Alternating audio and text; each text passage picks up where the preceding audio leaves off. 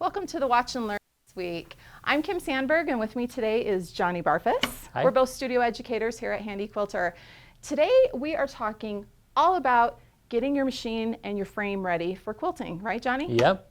So we actually have a checklist that we go through, right? When we do retreats here, and we were talking about all the basics that we're trying to make sure that all of you long armors know about. And we realized this is something we've never shared, have we? Right. So we'll just start at the top and let's go ahead and work our way down. So Johnny's at the back of the frame. Kim has the checklist. I have the checklist. We're going to go down. Anything. So our first thing on the checklist is cleaning the frame. So Johnny, why don't you point out, first of all, what do we clean our frame with? We just use a scrap of batting. Yes, which every 'Cause everybody quilter has has some. a plethora of. I also like a microfiber cloth. Yes. You can get those about anywhere now. They're in Yep. plentiful supply. I love them because anyway, they're great. They're great. And Or- we also have another fun little tool there that's sitting there. It's the little This purple one. is a microfiber dusting yeah. duster that you found, right? Yep, yep. Okay. And there's no right or wrong thing to clean here with, is there, Johnny? No. It's whatever you like to use. So I'm going to start with the rails. Yep. These rails can get really dirty. And why do they get dirty, Johnny? Because the wheel's going back and forth on them. Right. And compressing dust on there. Exactly. So we can show people just that much. Look at that. Let's see, where's... That is just, it's crazy how much. And we have a really technical term for what is all over that piece of batting now. It's called smudge. So that has lots of smudge. So Yeah. just going to keep going on those black rails. Uh-huh. And how many rails do we have that we need to clean on a frame, Johnny? We have 4. Exactly. 4. So there's one here in the front, one here in the back. Want to dust that one good? Yep. Also, the rails on your carriage. Yes. And the Make rails on your sure. carriage are actually a different color, aren't they? They're silver, They're yep. silver. Unless if, I just was thinking, our yeah. Moxies actually are a little different. Yeah, or our older machines Yeah. had like a white. Yes, that's right, white track.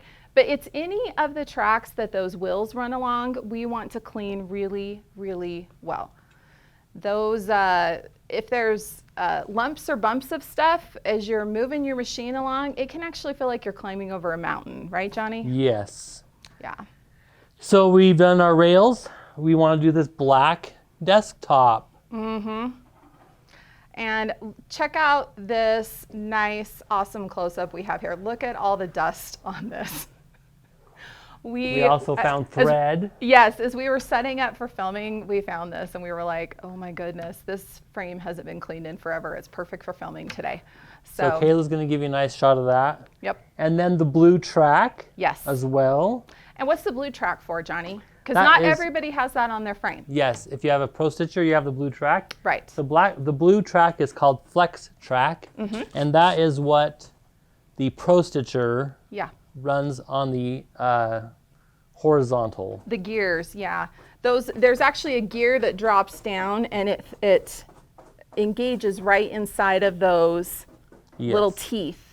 And so you need to make sure and keep that clean. If there's a thread in there, you could actually have some slippage, Yeah. for lack of a better word. Slippage. Slippage.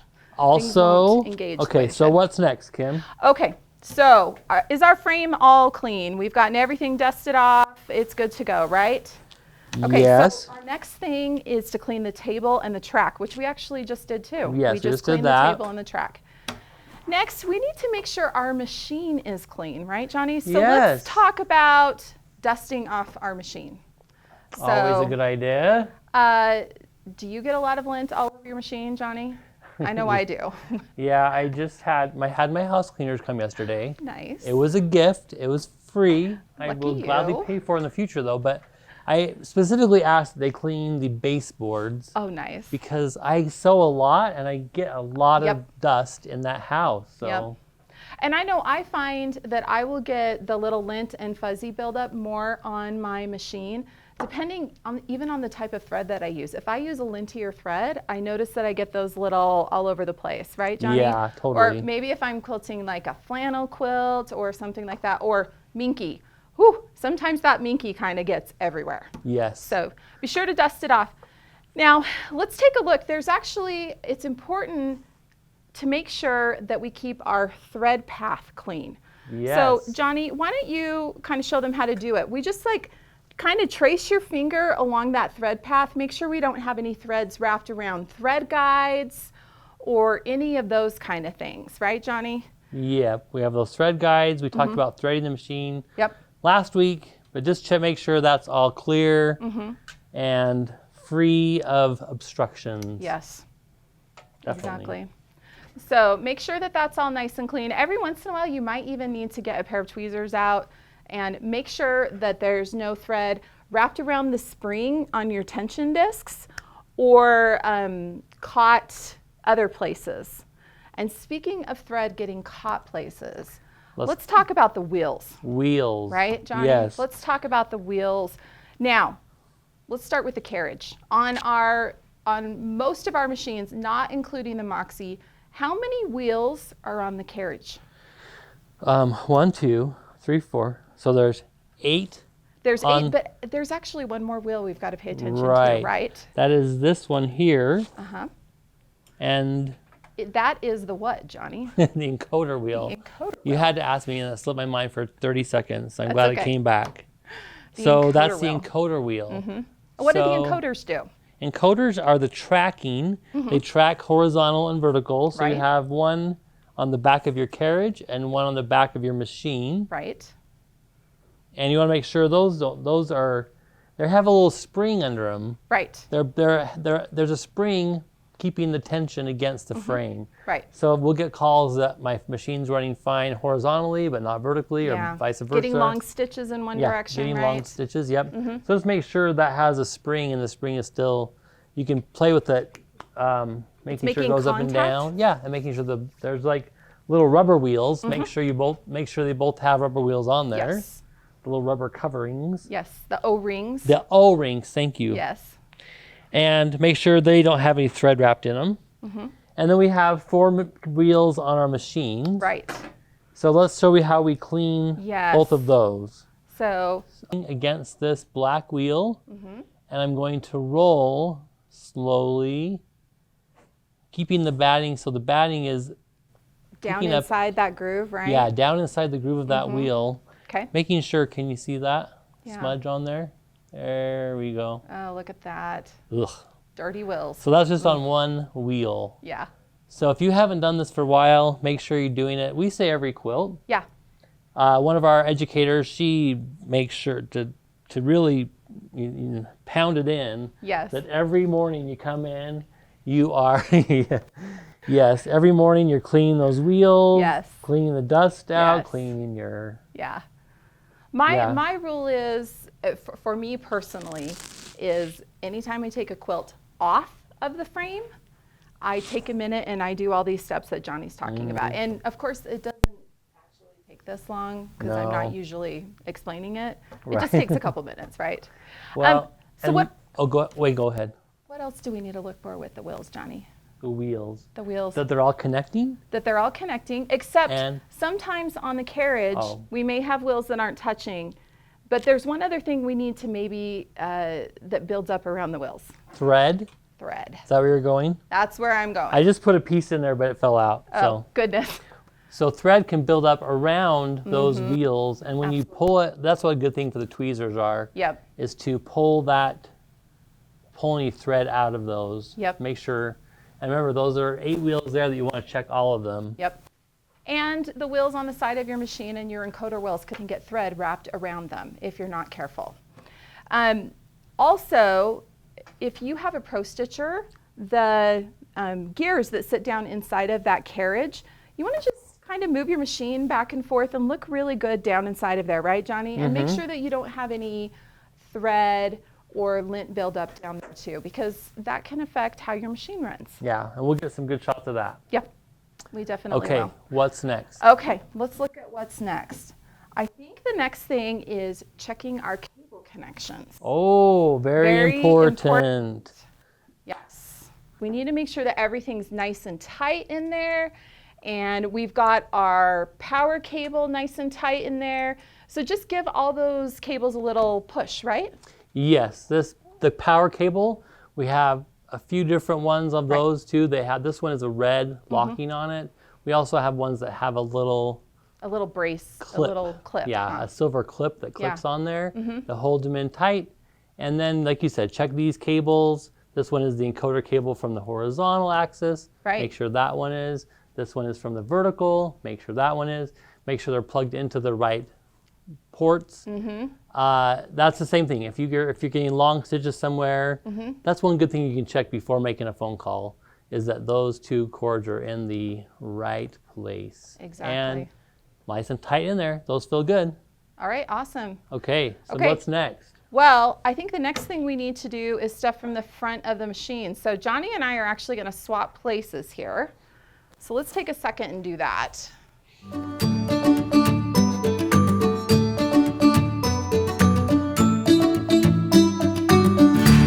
All right, Johnny, what's the next step? We've got everything set now. Yep, next up on the list is cleaning out the bobbin area. Okay.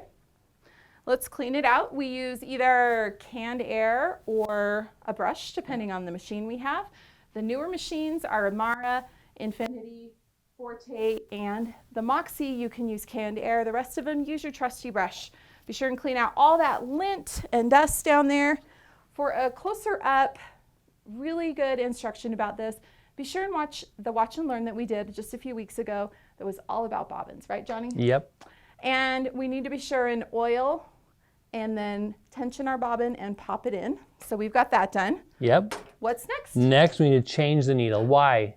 Because every new quilt deserves a new needle, right? That's right. That's exactly right. Now, if you're doing like a baby quilt. Oh, yeah. You could do a couple, though. Small projects. A small project. But if you're doing a king-size quilt, you just finished one, that needle it's served its purpose. It's time to move on to a new one. It's done a lot of work for you. So let it go. Let it have some rest. And be sure to match your needle size to your thread. We want to put it in with the long groove to the front. And we just pop it right up inside the needle bar. There's a nice little groove there. And I can just use my thumb to turn that, my thumbnail right there. And actually, I can use let me grab another needle here. I usually use my old needle and I pop it right there and I hold it in place while I tighten the thumb screw. And then I can grab my hex wrench, my 2.5 hex wrench, and just give it a little bit of a turn. I don't need to really crank that. I just want to tighten it a little bit. Yeah. So, and two things about that. Let's just reiterate. Long groove down the front. That's the running joke around here. Very important. You can run your thumbnail or fingernail right down that. Yep. And make sure the needle is pressed all the way up. Yes. Into the needle bar. And we have this awesome little viewer right here that actually allows you to see if the butt of the needle is right up against the top there. Yeah, and if those two things aren't happening, you're not going to get a good stitch. Exactly. Or a stitch at all. A stitch at all, exactly. What's my next thing, Johnny? Next up is turn on the machine. Actually, I want to do one other thing first. What do you want to do first? There's two things I want to do first. Okay. First of all, I want to change my foot. Oh, yes, we have a foot on there. That's the square foot. We wanted to show how we do that. Yeah, so the last time I quilted with this machine, I used the square foot. I was doing some straight line quilting. So I just simply loosen the screw right here at the top with my hex wrench. And then this bar actually hops, because remember this is the hopping bar, and I can lift that up to slide that foot out. For this quilt, I want to put on my regular hopping foot or ruler foot. So I'll just hold that in place and tighten with my 2.5 millimeter hex. And just a word of caution, when we're using the metal feet like these, we can crank those pretty tight. But when I'm using a foot like these square feet, I want to be a little more delicate with it. These are plastic, and if I tighten them too tight, they will crack. So make sure that you just tighten these ones. Just be a little softer with it, a little more delicate with it, right? You don't need to crank it down. Exactly. Okay, so now you want to talk leaders, right? Now I want to talk leaders. Leaders are so important. Yes. We get a lot of questions about why is my quilt drifting to the side, or why is everything not straight? And it starts with putting your leaders on the machine straight. And we are in luck today. We noticed that this frame, we actually just made it smaller so it would work better here in the filming studio. And my centers are not marked. Okay. So, Johnny, we're going to go through the process of how to mark the centers. So I need a tape measure and my trusty You have your permanent Sharpie. marker. And then Johnny's going to help me here, and we will measure from push right up against the gear there. See how he's got that right up against the gear, right down to the end here. And this is 71 1/4. We want to be really exact on this, okay? So Johnny, 71 1/4. What's half of 71 1/4? 71 1/4. 35 is half of 70. Okay. Half of 1 is a half. Half of a quarter So it'd is be an 8. an 8. So I'm going to mark my, here, and I'll move back here. So at 35 1/8. Wait for 1 second. There you go. At 35 1/8, I'm going to make a mark here. And I'm going to make it at least nice and big and black. And then we'll do the same thing on the next one. So 35 1/8. And we're going to do the same thing on the one on the top. And you know what, Oh. Johnny, I might actually, well, no, actually I can just Can you reach get it it? from here. Yeah, 35 1/8. And I'm doing this right by my, right by my Velcro, okay? And I actually am going to transfer the mark so it's on both sides of my Velcro. So depending on, because this machine has clear view, if I'm flipping my leaders in the other direction, they will be, this mark will always be exactly where I want it to be. Right. So I have marked my leaders, I've marked my poles exactly where they should be. One other thing I want to point out that's really important, when you're setting up your frame, you want to get your, the Velcro on here really nice and straight. So you'll notice how we use the little buttons here that hold the pieces together to line up that Velcro. So we actually put it right in between. So we can see that.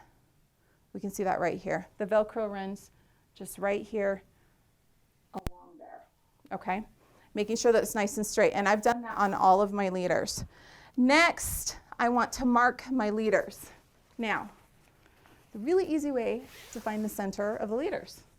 Take my leaders, I fold them in half, and I mark them.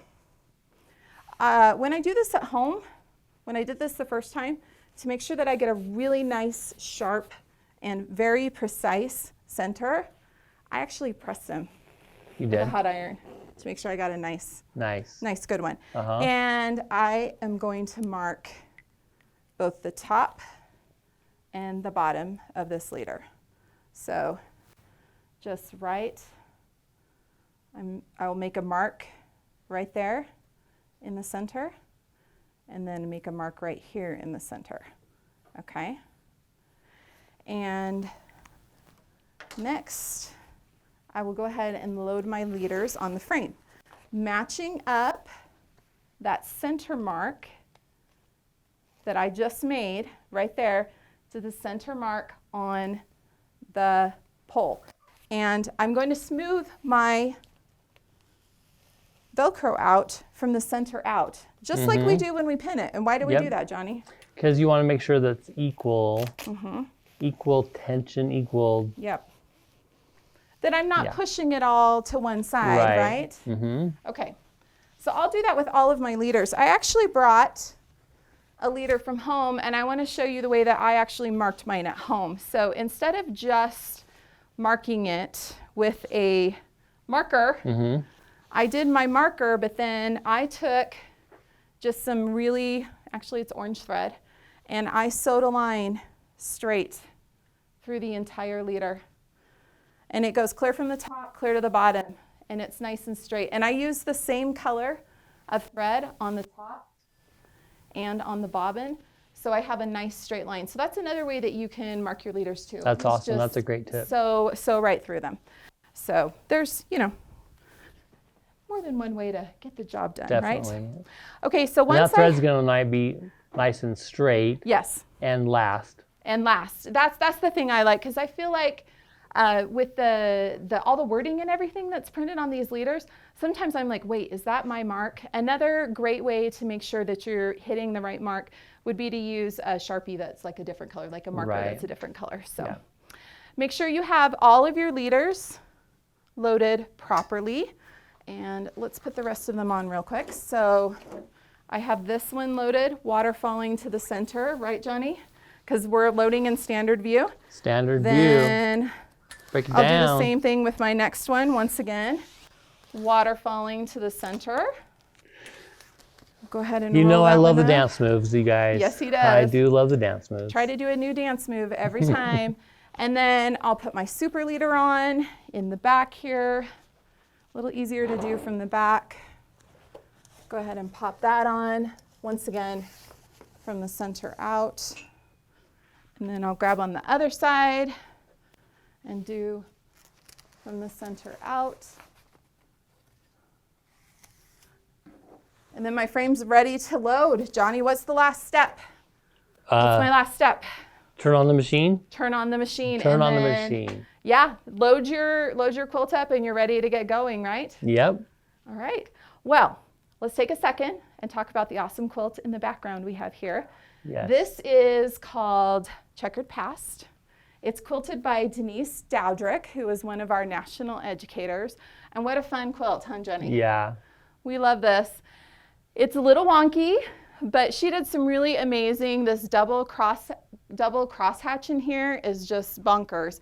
And I absolutely love how, if you look closely at it, every single one of these blocks, it has the same design, but she's slightly rotated and then done some of this great matchstick quilting on the outside. So, and Denise even took the time to do a piped border. And it's the real piped border. I'm totally impressed by her. Oh, sorry. Binding, you're exactly piped right. binding. Sorry. That's all right. Piped binding. She took the time to do a piped binding, and this awesome It's beautiful plaid work. is so cute. So Denise is one of our national educators. She lives in St. George, Utah, and she's an amazing quilter. So, well, Johnny, did we miss anything? I think we covered it all. I think we covered it all. All right, awesome. Well, thanks for joining us today for our Watch and Learn. Be sure to connect with us on Facebook, Instagram, and subscribe to our channel on YouTube. And most of all this week, have fun quilting. Definitely.